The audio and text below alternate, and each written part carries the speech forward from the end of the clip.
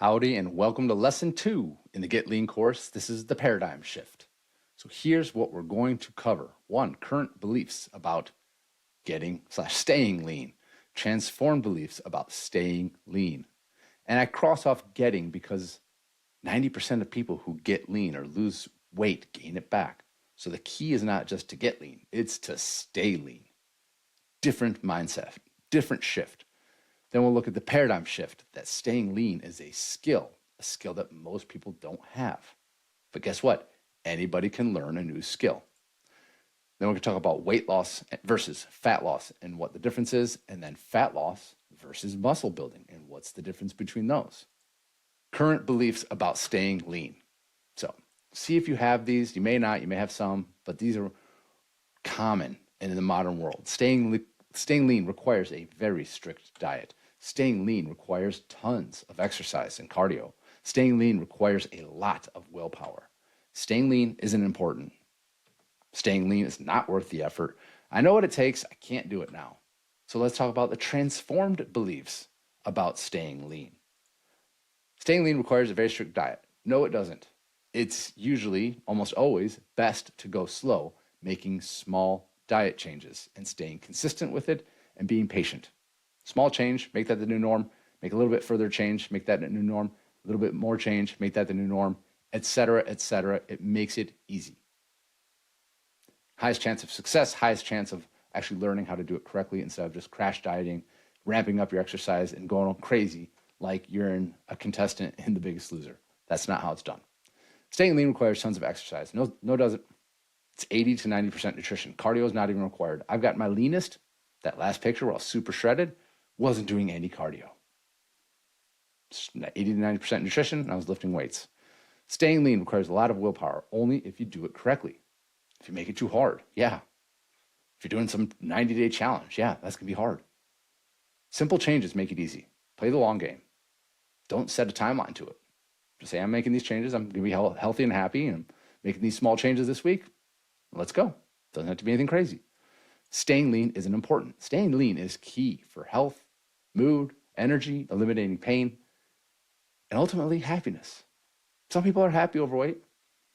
Does that mean they're going to be less happy when they're lean? No, they'll probably be happier. They'll find a right balance between optimal level of leanness and being able to eat the foods they love. Staying lean is not worth the effort. It is a very smart investment. Low cost, mega high returns. It is well worth the effort. People underestimate the value of it and overestimate the cost. It doesn't cost that much. It's not as hard as you think. And the benefits are life-changing. We're talking about decades of years on your life. Decades of healthy, happy years of living. What is that worth to you? You can run out of money and live. If you run out of health, you're done living. And you only live once. YOLO. I know what it takes. I hear this all the time. I know what it takes to do it. I just can't do it right now. You did it wrong. You don't know what it takes to do it right. It's not sustainable. You think you did some program back in the day where you were exercising a ton and you lost weight. And you think that's what you have to do again. You just don't have time. You got kids, you got work, you got this, that. So yeah, you kick the can down the road. I'll do it someday. That's what my dad said. He never got around to it. More. I won't get to enjoy the foods I love. Eating healthy costs too much. Eating healthy takes too much work. I'm not selfish or vain.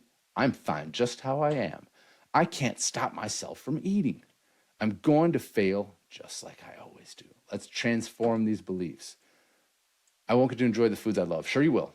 You can eat anything. The devil is in the dosage. Just got to find the right amounts.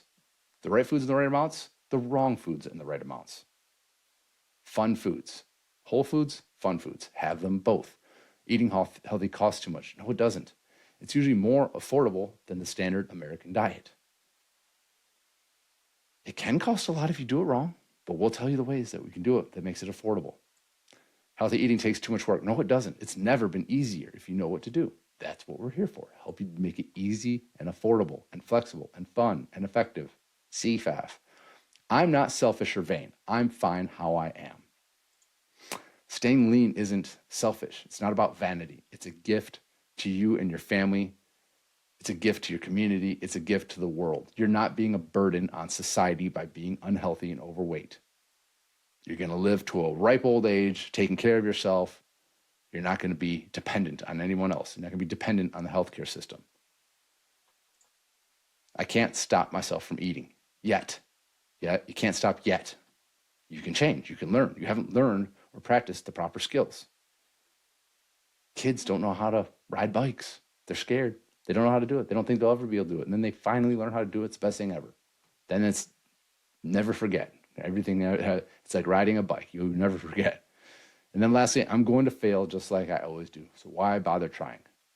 You're not going to fail. With the right mindset, coaches, plan, community will teach you the soft skills, the courage, the grit, the confidence, compassion, the gratitude, the awareness, the wisdom, the planning, the pick yourself up, dust yourself off, try again, the learning, everything you need. It's in here.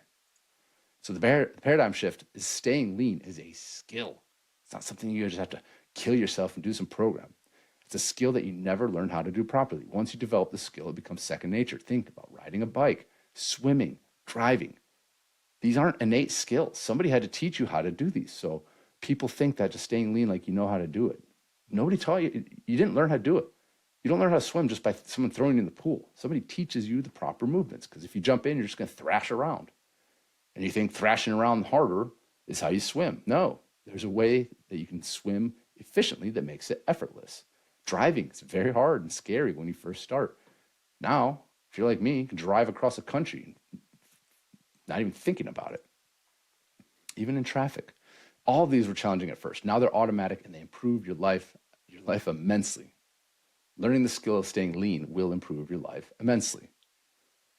Just a lot of times adults don't want to learn how to do new things because it stinks being a beginner. They're used to being proficient at the things they know. So learning a new skill is leaning into discomfort. You're going to have to lean into discomfort to learn a new skill. Think of getting and staying lean like learning a new language. You've only spoken one language your whole life. You're always surrounded by people speaking that language. But the happiest people you know speak the other language. So you're determined to learn to speak that language too. You can try to learn on your own. And some people are successful this way, but it's harder. You'll learn much faster, easier, and with best chance of success with the right coach, plan, practice, patience, and community of people learning and practicing the same skill that you are and doing it with you. Teammates, having a team, you go farther together than you will on your own. So let's talk about weight loss versus fat loss. So weight loss is just the number on the scale going down. Now, hopefully it goes down a lot. Now, how do you do it? Eat less, fewer calories, and exercise a lot. Calories in is less than calorie out. Weight loss, energy balance. If your energy in is lower than your energy out, you're burning off tissue to fuel your body. If your calories in is greater than calories out, you're going to gain weight. That's weight gain or loss. Simple as that. This is what they're focused on in The Biggest Loser. Eating less calories, exercising a lot, because it is a weight loss competition. What looks like this? Your body fat is going to go below zero. So zero means your body fat stays the same. As it goes down, it means you're losing body fat over time. Say 1% per week. This is an arbitrary number, but let's say you're losing 1% per week over here. You're gaining 1% of your weight per week in body fat if it's over here. So when you do weight loss, you're often losing more muscle than body fat. Your body will always favor fat over muscle. Keep that in mind. So if it's in a calorie deficit, it's going to give up that muscle unless you give it a reason to keep it. And then on the other side, if you're eating more during the holidays, you're sitting around, stuffing your face, going to sleep, you're gaining more body fat, and you're just gaining enough muscle to be able to carry that extra body fat around. So if you cycle back and forth between these, which is what people do when they're yo-yo dieting, they're gaining body fat when they're over here, and they're losing muscle when they're over here, and they just give up and say, this doesn't work. Well, you're doing it wrong. The right way to do it, keep your daily protein high, do regular strength training. And then when you do that and your calories in is greater than calories out, you're going to build more muscle. And you're going to build just a little bit of body fat. And if you go calories in is less than calories out, you're going to burn mostly body fat. And you may lose just a little bit of muscle. That's the difference. This line shows where calories in equals calories out. If you have low daily protein and no strength training, you're down here with the biggest losers, losing more muscle than body fat in the weight loss phase and gaining more body fat than muscle in the weight gain phase. Fat loss versus weight loss. Fat loss is mostly body fat. Weight loss is mostly muscle. Muscle building, obviously, you're building more muscle than fat. Weight gain is you're gaining more fat than muscle. People don't get this. I mean, you may be like, yeah, I get it, sure, but like once you get down to brass tacks, people are like, oh, I'm going to crash diet and exercise and go do cardio. That's not it. Let's dive in deeper. Weight loss, loss of body fat, muscle, and water. That's what you're going to be basically losing. Your bones, your organs, they're not going to change that much, but your body will lose a lot of water any given day. It slowly will lose fat. Slowly it'll lose or gain muscle. How to do it? Calorie deficit for a long period of time. Eat less, move more. The biggest loser. This is what I did when I finished my college sports career. On the left, I was still a shot put and discus thrower at the University of Michigan. Super strong here, 255 pounds, 23 years old. Once I finished, I didn't even exercise more. I stopped everything. No lifting, no exercising. Was broke as a joke. Just ate and drank. Ate very little. Drank a lot of alcohol. Partied. Look at that. Dropped 40 pounds in 4 months. Body composition looks about the same. I'm not like ripped or anything. More tan. Until it was summertime. Got a haircut. Was trying to get a job. That's weight loss. That's doing it wrong. You may say, hey, that looks pretty good. Let's see what fat loss looks like. Fat loss is the loss of body fat. You lose water too, while preserving or gaining muscle. Ideally gaining muscle. Depends where you are. If you're experienced, you're not really going to be able to gain muscle while losing fat. If you're new, you can absolutely gain muscle while losing body fat. How do you do it? You do a calorie deficit, same as weight loss, while keeping daily protein intake high and performing regular resistance training. You're telling your body, keep this muscle. We need this muscle. And so it'll only burn off body fat. Because remember, your body can burn glucose and it can burn fats. And it can convert muscle into glucose and burn that as fuel. And it will. Because muscle is calorically expensive to keep. And if your body thinks it's in a deficit and it's not going to have enough food for a while, it's going to get rid of that expensive muscle. This is how you lose fat. Me during COVID, not going to the gym, just eating whatever I want. And you can see I got veins in my arms still because I had been lifting a long time. This is 6 months, no weightlifting. And you can see my body composition compared to when I was an athlete. I have more muscle here than here. I'm chunkier here. Same weight, 255 pounds. And then a little over a year later, 16 months maybe, probably the leanest I've ever been. This picture just pops. I wasn't doing any cardio during this time. This is just diet, strength training, 250 pounds here compared to 215 pounds here. Look at the difference. A lot less fat here, a lot more muscle. A lot less muscle here, more fat. Same body weight. So hopefully that gives you an idea of what we're going for. We're going for fat loss. Now, I'm not saying you get this lean. This is kind of hard to maintain because I like to eat. This was kind of like random. I was like, how did I get there? This is crazy. And then, what do you know? I ate a few big meals and that went away pretty quick. So let's look at this chart. Fat loss, body recomp, muscle building, fat loss. Again, body fat low, muscle about zero. Body recomp, which is what a lot of people want. You're losing body fat while building muscle. Calorie intake. Calories in is around a little below calories out. For fat loss, calories in is 10 to 40% below calories out, depending on how fast you want to lose fat. And 40% deficit is going to be harder to maintain than a 10% deficit. It's just like if you're going to run. Running 10 miles an hour is harder to do than running 5 miles an hour. You're not going to be able to run 10 miles per hour for as long as 5 miles per hour, but you'll get somewhere faster if you're only trying to go a short distance. And so you can vary. You can vary that speed. You can vary that calorie deficit. Muscle building. You're in a calorie surplus, a little bit, 5 to 10% over calories out. So then you can see the needle and body fat goes up, up, up. As calories go up, the needle for muscle building goes up, up, up as the calories go up. Here's the overview. High daily protein intake, 0.8 to 1.2 times your target body weight in pounds. If I'm 225 pounds, that means 180 to 250 grams per day for me. Your lean target body weight.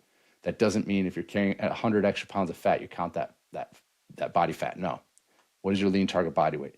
And then regular strength training. Train all your muscle groups. And eventually, once you get good at it and you've been doing it for a while, train close to failure, usually in the 5 to 15 rep range. That's kind of the golden area. You can go a little higher, you can go a little lower, but 5 to 15 is probably the best place to do it. Quality sleep is key. You got to recover. You got to keep stress low. And then lastly, and this is order of importance, I'd say, stay active. Do mobility. It's not required to do cardio, not required to do mobility, but it's going to help speed up recovery and prevent injury. So fat loss versus muscle building. The only difference is calories consumed from fats, carbs, and alcohol. Protein intake and resistance training are the same. If alcohol and fat consumption remains constant, which they can, then the only difference between fat loss and muscle building is how many carbs you consume. It is. That's the only difference. You don't have to change how you lift. You don't have to change how you train, just how many carbs you have. Let's take a look at what this looks like for fat loss. For me, 6'3", 225 pounds, daily average calories in, 2,200 to 3,000 calories, protein, 200 to 250, fats, 70 to 110, carbs, 150 to 250. If fats is low, carbs will be high. If fats are high, carbs will be low. These, you see how much protein I have, take those calories away, and whatever's left, you split between fats and carbs. The exact ratio doesn't matter. It's personal preference. Let's just assume we keep fats the same. This is what it would look like for fat loss phase for me. This is what it would look like for body recomp. More calories, they're all from increasing carbs. 150 to 250, 250 to 350, and 350 to 450. This is muscle building. That's the only difference, how many carbs you eat. And how do I get those carbs? Pasta, rice, cereal, and bread. So your diet, meats and eggs, across the board, meats and eggs, fruits and veggies. Fill up on them in a fat loss phase. Probably eat less fruits and veggies if you're trying to recomp or build muscle. Do a protein shake per day on all. Fat loss, pasta, rice, cereal, bread around workouts. Keep them to a minimum. Use them for fuel for workouts and to replenish your carb stores after workout. Your body wants carbs. You can't just go no carbs. And even the carbs from fruits and veggies often isn't enough. But then if your body recomping, you're having more pasta, rice, cereal, bread. Probably about the amount you normally eat, depending on what your natural appetite is. And then if you're trying to gain muscle, a lot of pasta, rice, cereal, bread at every meal, basically. You can fill up on this. So you don't want to fill up on veggies because you want to save room for the more calorie-dense grains and starches. But that's basically it. It's as simple as that. Want to get lean? Then focus on eating mostly whole foods and building muscle, not starving yourself and exercising to burn calories. This mindset shift, this paradigm shift, makes getting and staying lean easy as pie.